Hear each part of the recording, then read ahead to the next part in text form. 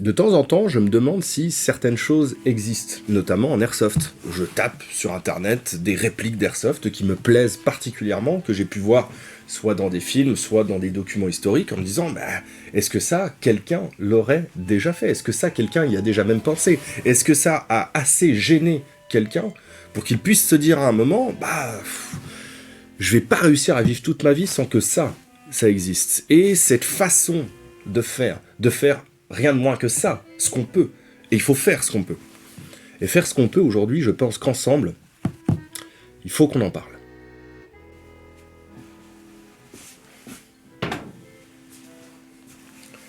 Voici de l'eau. L'eau, c'est l'élément le plus important dans la bière. Et vous n'êtes pas sans savoir que j'ai dû, pour des raisons complètement indépendantes de ma volonté, déménager la brasserie. Et cette fois-ci, c'est de l'eau de source. C'est de l'eau qui vient directement d'un forage, parce que c'est dans une ancienne laiterie que la brasserie a eu domicile de manière temporaire, on verra peut-être un peu plus tard. Et l'eau, c'est l'élément le plus important dans la bière.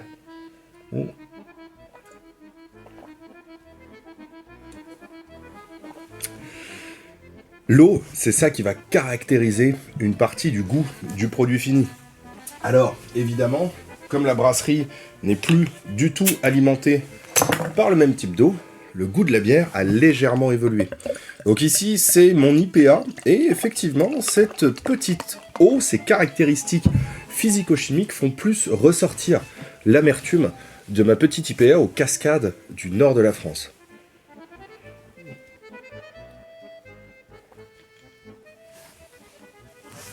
Elle est aussi plus fine, une amertume qui est plus présente, une légère sécheresse en bouche, due, encore une fois, à la qualité de l'eau. Et l'eau, la bière, on peut en parler pendant des heures. Mais vous n'êtes pas venu pour ça. La petite PGO7. Alors, je suis très content qu'elle soit revenue. Je l'avais prêtée à quelqu'un qui a pu l'utiliser pour parfaire une réplique qu'il a créée lui-même. Alors, cette personne, vous la voyez ici, petit symbole de notre partenariat. Et cette petite PGO7, elle possède un stadimètre réglé à 2,7 mètres. C'est-à-dire qu'on va viser des cibles qui font 2,7 mètres, et vous imaginez bien, à moins que vous croyiez encore à la race des géants, des soldats de 2,7 mètres, c'est quand même plutôt rare. En tout cas, c'est pas assez documenté pour que moi, je puisse raisonnablement penser que cela est vrai. C'est plutôt pour viser des tanks. Par contre, si vous avez une petite envie de style un petit peu différent, vous pouvez toujours la monter sur le rail latéral, un PP Bison par exemple, voilà, tac. Bon, après pour la prise de visée, je dois dire que c'est assez complexe. Voilà, il faudrait se mettre comme ça. Bon, après vous avez le style, un style inimitable. C'est pour ça qu'aujourd'hui, je me suis déguisé un petit peu comme un méchant dans les films américains. Parce qu'il y a quelque chose qui est iconique pour caractériser un méchant dans les films américains, c'est le type d'arme qu'il va utiliser. Chez nous, ce sont des répliques, mais ces répliques sont empreintes d'une caricature et on sait tout de suite si on est dans le camp du bien ou dans le camp du mal. Alors justement, moi qui aime les méchants charismatiques, j'espère en être un. Sur certaines OP, c'est vrai que je préfère être du côté où c'est entendu qu'on est dans le côté des salopards. Voilà, ça permet de développer un petit peu plus les personnages plutôt que d'avoir le côté puritaniste américain qui est épris de vertu. Et là, en disant ça, je vois que j'ai quand même aussi, j'ai un M16 qui est tranquillement installé là. Bref, on va switcher et tout de suite, on va voir ce dont on va parler. Avant de vous montrer la réplique, moi, je vais devoir vous parler de sa munition iconique, alors qui a été aussi créée, évidemment. Donc là, on est sur le modèle de Thermobary.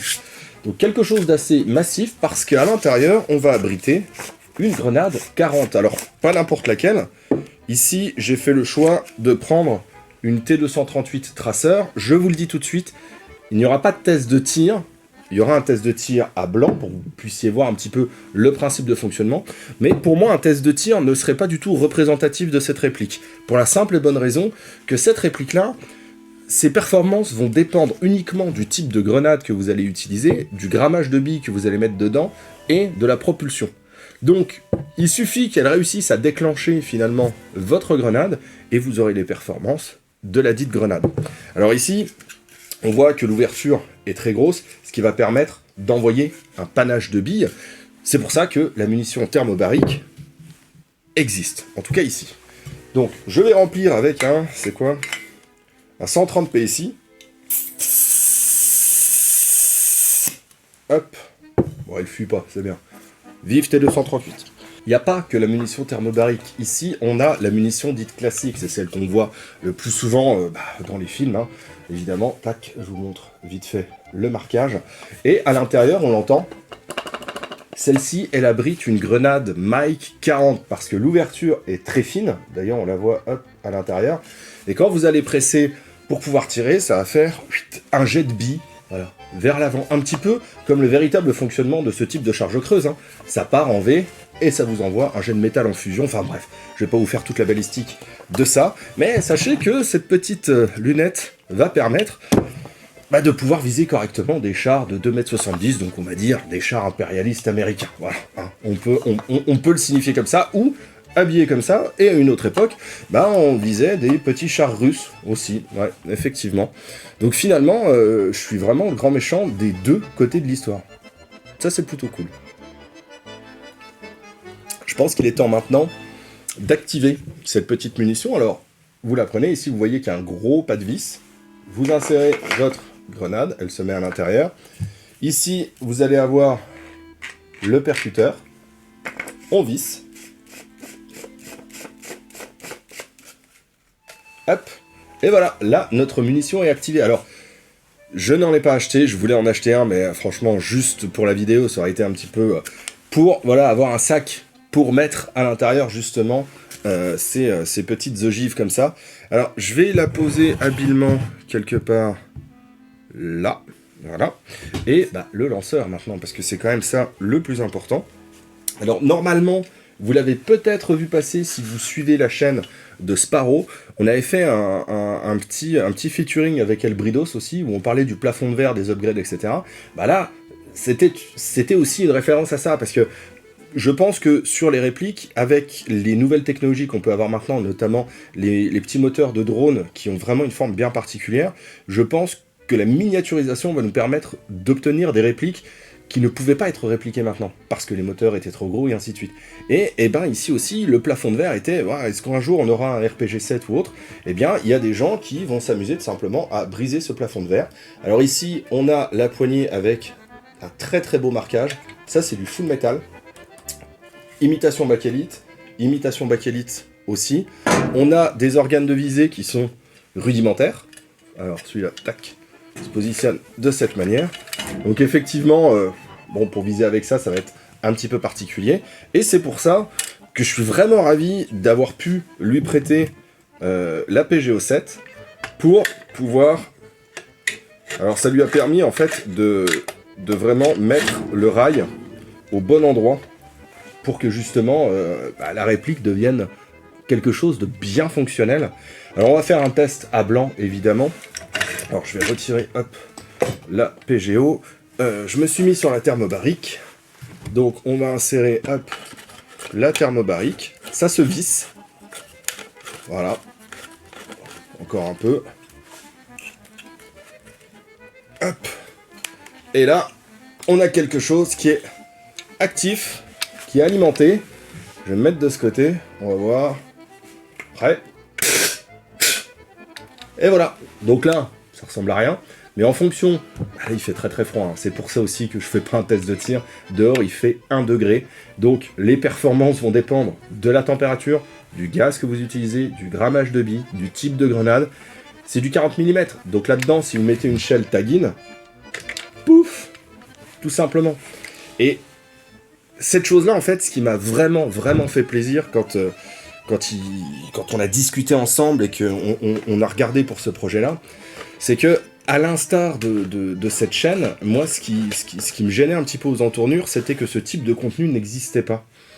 Et comme il n'existait pas, j'aurais pu pester, m'énerver, me dire « Ah, ça n'existe pas, personne le fait. » Et il y a des gens qui font. Voilà, il y a des gens qui sont dans le faire. Et c'est ça qui est intéressant. Alors ici, ça pèse lourd, hein. C'est de l'acier. Hein. Là, on est sur de l'acier, donc vous voyez, il y a 2-3 petites traces de rouille. Alors, comment ça se fait ça? Parce que ça, il m'a envoyé un de ses prototypes. Hein. Les finitions sont de mieux en mieux sur les organes de visée, notamment, choses comme ça. Il y a eu un souci du détail et une enfance de l'art, finalement. Il y a une enfance de l'art sur ce type de projet où, au début, on tâtonne, on regarde, on teste, on propose.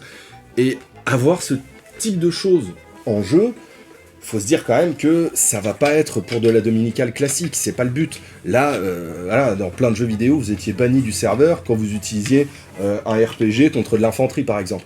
Donc, sur une dominicale, je doute que ça puisse passer de la meilleure des manières. On a le style quand même, et donc avec celle qui possède la mic 40 qui est pas alimentée, hein, hop, on visse, on a vraiment quelque chose d'inimitable. On a vraiment, hop, un objet. Voilà, là on est le méchant. Là on sait tout de suite que qu'il y a une volonté de nuire, hein, au minimum. C'est ça qui est bien avec ce type de réplique, c'est que sur du roleplay, quand vous allez faire, non pas une dominicale, mais quelque chose avec du roleplay, je vais le poser là parce qu'il est vraiment quand même très imposant. Hop, c'est quelque chose qui va apporter beaucoup à vous, mais aussi aux gens qui sont autour. C'est ça qui est très intéressant. Ce mois de mars, le 28 mars, je monte sur une OP qui est pas très loin de chez moi, où justement on va jouer contre l'Empire. Nous, on est la Fédération Rouge, et il y a aussi une autre faction qui est plutôt une faction résistante. Je sais que je dirais aux joueurs avec qui je vais partir, je suis le chef de section, de leur dire que la réussite de cette OP dépend aussi du roleplay et de tout ce qu'ils vont mettre dedans. Et il y a déjà des gens sur notre groupe WhatsApp qui proposent d'apporter la grosse mitrailleuse, d'apporter les caisses de munitions pour qu'on transporte nos billes, etc. Et donc ce type de choses apporte énormément pour celui qui le possède, parce que avec ça, je pense qu'avec les règles qu'on peut adapter, on peut détruire un tank, mais aussi à tous ceux qui sont tout autour.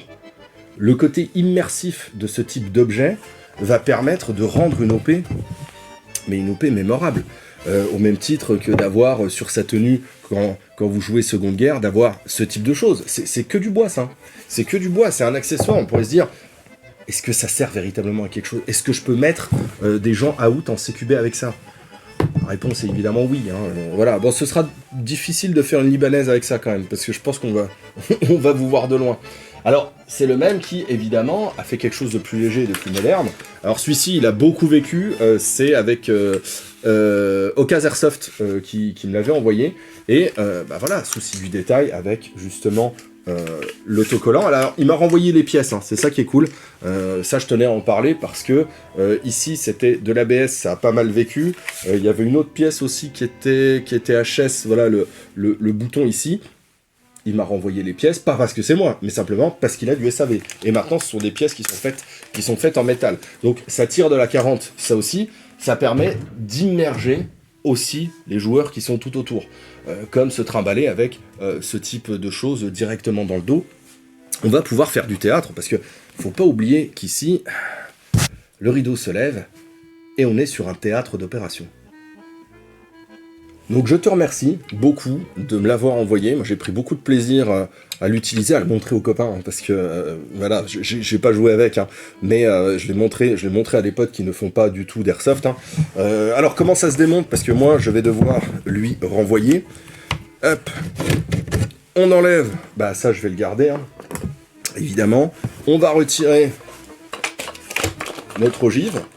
Ce qui est bien, c'est que le temps de rechargement est long. Imaginez que vous en avez une deuxième derrière.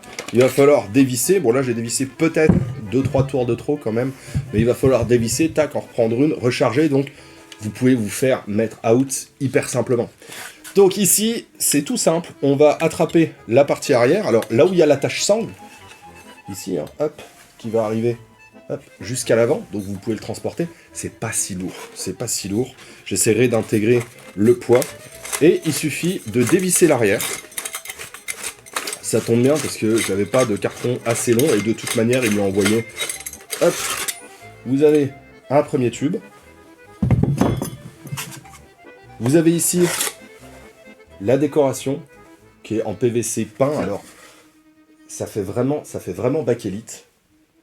Ça fait vraiment bakélite. Franchement ça a été bien fait.